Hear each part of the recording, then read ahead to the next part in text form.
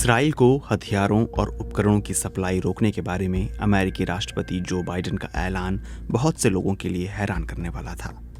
इसे इसराइल के लिए एक सख्त और साफ संदेश के तौर पर देखा गया कि उसे गजा की जंग में अपने तौर तरीके बदलने होंगे।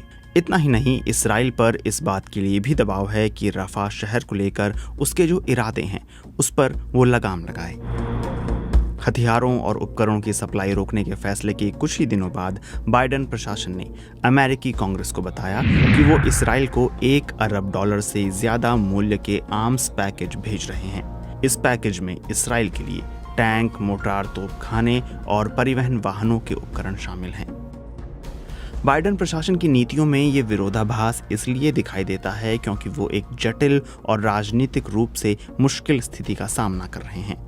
अपने कार्यकाल की शुरुआत से बाइडेन प्रशासन का ये नजरिया रहा कि मध्य पूर्व के संघर्षों से दूरी बनाकर रखी जाए ताकि चीन और रूस पर अधिक ध्यान दिया जा सके। लेकिन गजा की जंग ने बाइडेन प्रशासन के इस नजरिए को खत्म कर दिया।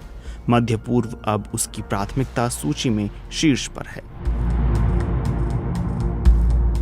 हमास के हमले के बाद राष्ट्रपति बाइडेन खुद इसराइल गए थे। वहां जाकर उन्होंने इसराइल को समर्थन देने वाली अमेरिका की पारंपरिक नीति को दोहराया। इसके बाद इसराइल ने हमास के खिलाफ जंग की शुरुआत की और अमेरिका ने शुरू में इसका समर्थन किया। जैसा कि हमेशा से होता आया है, इसराइल अमेरिकी हथियारों पर लगभग पूरी तरह से निर्भर था। लेकिन आने वाले महीनों में मामला और अधिक जटिल होता चला गया।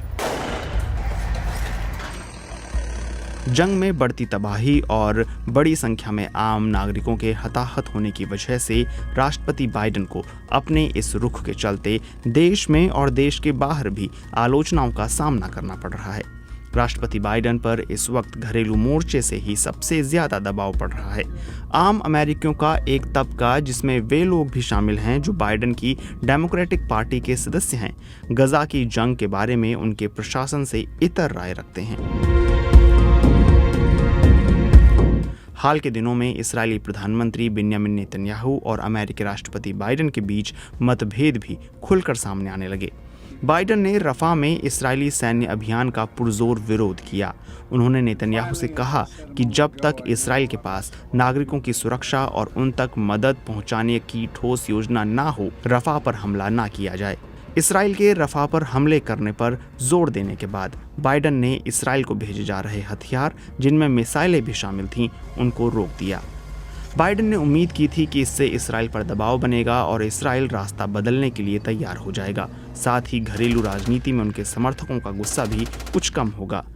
भले ही उनकी अपनी पार्टी के मुख्य नेताओं और कांग्रेस ने उनके इस कदम का समर्थन किया, लेकिन पार्टी में ऐसे भी कई लोग थे जो ये मानते हैं कि युद्ध के बीच इसराइल पर इस तरह का दबाव नहीं बनाया जाना चाहिए।